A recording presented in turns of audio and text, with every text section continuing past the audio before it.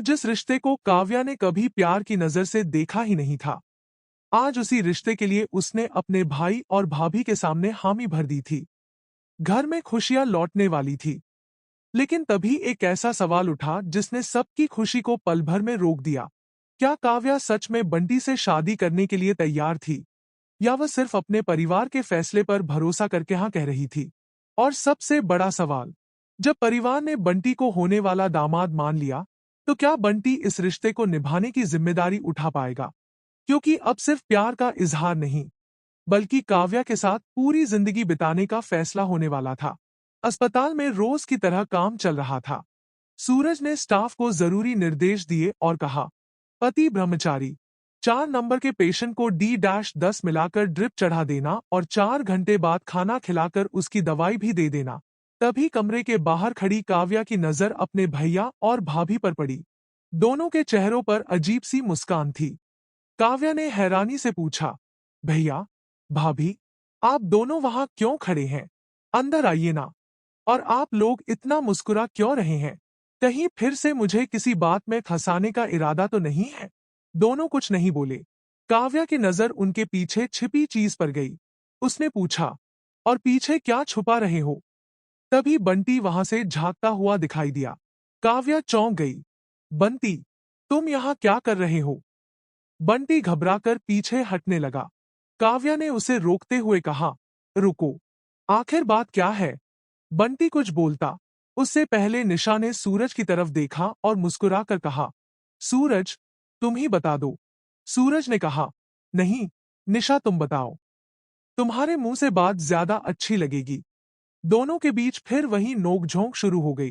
काव्या ने परेशान होकर कहा, आप दोनों फिर शुरू हो गए। जो बताना है, सीधे सीधे बताइए। आखिर निशा ने गहरी सांस ली और कहा, काव्या, हम तुमसे तुम्हारे रिश्ते की बात करना चाहते हैं। काव्या का चेहरा गंभीर हो गया। उसने तुरंत कहा, बिना मुझे समझे और बिना मेरी मर्जी जाने कोई फैसला मत कर लेना। निशा मुस्कुराई, इसीलिए तो पहले तुमसे बात कर रहे हैं। लड़का बहुत अच्छा है। काव्या ने पूछा, कौन? निशा ने कहा, तुम उसे अच्छी तरह जानती हो। हमारे ही मोहल्ले का है। ज्यादा दूर भी नहीं जाना पड़ेगा। काव्या को कुछ समझ नहीं आया। सूरज ने बात आगे बढ़ाई, वो तुमसे बहुत प्यार करता है, इतना कि उसने खुद मुझसे तुम्हारा हाथ मांगा है। काव्या ने तुरंत कहा, भैया, बात को घुमाइए मत। नाम बताइए, मुझे भी तो पता चले कि हमारे मोहल्ले में आखिर कौन है वो। निशा ने मुस्कुराते हुए बंटी की तरफ देखा और कहा, काव्या, खुद ही देख लो। बंटी की हालत खराब हो गई। वह कुछ बोलने की कोशिश करने लगा, लेकिन आवाज ही नहीं निकली। काव्या ने उसे देखा और उसके चेहरे पर हैरानी साफ दिखाई दी। बंटी वहां से निकलते ही जैसे अपनी ही दुनिया में खो गया। उसे यकीन नहीं हो रहा था कि आखिर उसने जो सपना देखा था, वह सच होने की तरफ बढ़ रहा है। वह खुद से ही कहने लगा, 10 मिनट, पूरे 10 मिनट हो गए और मैं अभी तक जिंदा हूं। काव्या ने उसे घूर कर पूछा, क्या बड़बड़ा रहे हो? बंटी ने हड़बड़ा कर कहा, इसका मतलब भैया को हमारे रिश्ते से कोई ऐतराज नहीं है। काव्या ने माथा पकड़ लिया। हे भगवान, पहले से इतनी परेशानियां हैं और ऊपर से इसका दिमाग भी घूम गया। बंटी ने उत्साह में कहा, पगली, मैंने भैया से बात कर ली है। काव्या ने पूछा, क्या कहा उन्होंने? बंटी थोड़ा रुककर बोला, मुझे क्या पता। मैंने उन्हें अपनी दिल की बात बताई और वहां से भाग आया। काव्या हैरान रह गई। तुम जवाब सुने बिना भाग आए? बंटी ने मासूमियत से कहा, लेकिन पीछे से गोली नहीं चली और गालियां भी नहीं पड़ी। इसका मतलब रास्ता साफ है। काव्या ने गुस्से में कहा, तुम सच में बेवकूफ हो। जवाब तो सुन लेते। बंटी ने मजाक में कहा, बस एक बात है, हमारी शादी के मंडप से उठकर भाग मत जाना। काव्या ने उसे घूरा और कहा, तुम्हारी किसी बात की कोई गारंटी नहीं है। लेकिन इस बार काव्या के दिल में भी सवाल उठने लगे थे। क्या बंटी सच में उससे इतना प्यार करता है? क्या वह उसके साथ पूरी जिंदगी बिताने के लिए तैयार है? और क्या वह खुद बंटी को सिर्फ एक दोस्त समझती है, या उसके दिल में भी कहीं कोई ऐसी भावना छिपी है जिसे उसने अब तक पहचानने की कोशिश नहीं की? काव्या ने फैसला किया कि वह सीधे सूरज से बात करेगी। वह उसके पास पहुंची और बोली, भैया, मैं आपसे कुछ पूछना चाहती हूँ। सूरज ने मुस्कुराकर कहा, पूछ। काव्या ने कहा, क्या सच में बंटी ने आपसे मेरे बारे में बात की है? सूरज ने कहा। फिर उसने काव्या को समझाते हुए कहा, जब उसने पहली बार तुम्हारे बारे में बात की थी, तब मैं भी हैरान रह गया था। लेकिन उसकी आंखों में तुम्हारे लिए जो सच्चाई थी, उसे देखकर मेरी हैरानी खुशी में बदल गई। काव्या चुप रही। सूरज ने कहा, काव्या, बंटी बहुत अच्छा लड़का है। सबसे बड़ी बात यह है कि वह तुम्हें पसंद करता है। वह तुम्हारे बारे में मुझे बहुत पहले बताना चाहता था, लेकिन उसमें हिम्मत नहीं थी। आज किसी तरह उसने अपनी दिल की बात कह दी और फिर डर के मारे भाग भी गया। काव्या के चेहरे पर हल्की मुस्कान आ गई। सूरज ने कहा, सच कहूं तो बंटी तुमसे बहुत प्यार करता है। वह तुम्हारे लिए पूरी दुनिया से लड़ सकता है। ऐसे लोग जिंदगी में बार बार नहीं मिलते। उधर निशा ने भी सूरज से कहा, अब सिर्फ बातें करने से कुछ नहीं होगा।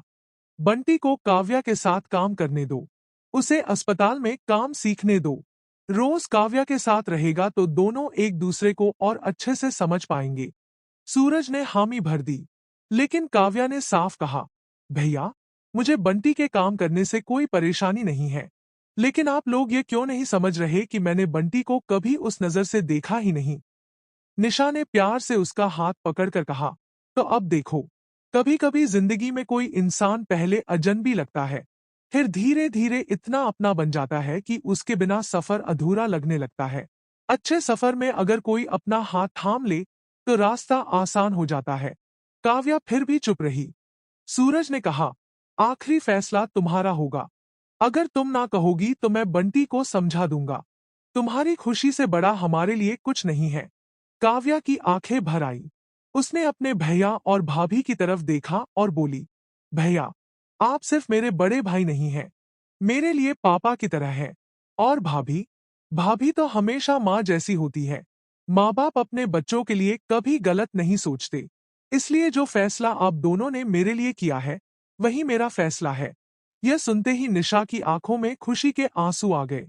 सूरज ने काव्या को गले लगा लिया। अब घर में एक नई शुरुआत होने वाली थी। लेकिन उन्हें यह नहीं पता था कि इस खुशी के बाद आने वाला तूफान उनकी सारी योजनाओं को बदलने वाला है। काव्या के हाँ कहते ही निशा खुशी से बोली, अब बहुत हो गया रोना धोना। मैं मिठाई लेकर आती हूँ। घर में सबको ये खुशखबरी सुनानी है। कुछ ही देर बाद घर में सब लोग इकट्ठा हो गए। किसी को समझ नहीं आ रहा था कि आखिर इतनी बड़ी खुशी की बात क्या है। ताहिमा ने पूछा, क्या हुआ? सबके चेहरे पर इतनी खुशी क्यों है? निशा मुस्कुराई और बोली, आज हमारे घर में बहुत बड़ी खुशखबरी आई है। सबकी नजर काव्या पर गई। निशा ने कहा, काव्या ने शादी के लिए हाँ कर दी है। यह सुनते ही घर का माहौल खुशी से भर गया। लेकिन तभी ताई माँ का चेहरा गंभीर हो गया। उन्होंने तुरंत कहा, एक मिनट, इससे पहले भी तुम लोग काव्या के लिए रिश्ता लेकर आए थे। इस बार ऐसा नहीं चलेगा। काव्या मेरी बहन है और वह उसी लड़के से शादी करेगी जिसे मैं खुद चुनूंगी। इस बार लड़के के साथ साथ उसका परिवार भी मैं अच्छे से जांचूंगी। घर में अचानक सन्नाटा छा गया। बंटी की सांसें जैसे रुक गई। उसे डर था कि कहीं इतने दिनों की मेहनत के बाद अब कोई नया तूफान न खड़ा हो जाए। तभी किसी ने मजाक में कहा, ताई माँ, घबराइए मत, मैं अभी जाता हूँ और लड़के को कान से पकड़कर खींचता हुआ यहाँ ले आता हूँ। बात सुनकर माहौल फिर हल्का हो गया। लेकिन बंटी को पता था कि अब असली परीक्षा शुरू हो चुकी है। वह डरते डरते सूरज के सामने पहुंचा। सूरज ने उसे देखते ही गुस्से वाला चेहरा बनाया। बंटी तुरंत घबरा गया और बोला, भैया, मारना मत। मैं बहुत दूर चला जाऊंगा। अंडमान निकोबार तक चला जाऊंगा। जिंदगी में कभी अपनी शक्ल नहीं दिखाऊंगा। सूरज ने उसे घूरते हुए कहा, दूर जाने की बात करेगा तो मार जरूर पड़ेगी। बंटी हाथ जोड़कर बोला, ठीक है भैया, मार लो। बस चेहरे पर मत मारना। मुझे हैंडसम मरना है। सब हंस पड़े। सूरज ने पास पड़ा बैट उठाया तो बंटी डरकर पीछे हट गया। फिर सूरज ने कहा, तुझे क्या लगता है कि तू मेरी बहन से दूर भाग जाएगा और मैं तुझे छोड़ दूंगा? बंटी की धड़कन तेज हो गई। लेकिन अगले ही पल सूरज ने बैट नीचे रखते हुए कहा, अपनी बहन के होने वाले पति को कोई मारेगा क्या? बंटी को पहले तो यकीन ही नहीं हुआ। उसने सूरज की तरफ देखा। भैया, आप सच बोल रहे हैं? सूरज मुस्कुराया। जब लड़का और लड़की दोनों राजी है, तो अब इंतजार किस बात का? कल मैं अपनी बहन का रोका तुमसे करवाऊंगा। बंटी की आंखों में खुशी आ गई। वह कुछ बोल नहीं पाया। इतने दिनों से जिस जवाब का इंतजार था, आखिर वह जवाब मिल गया था। लेकिन तभी ताई माँ ने एक और सवाल खड़ा कर दिया।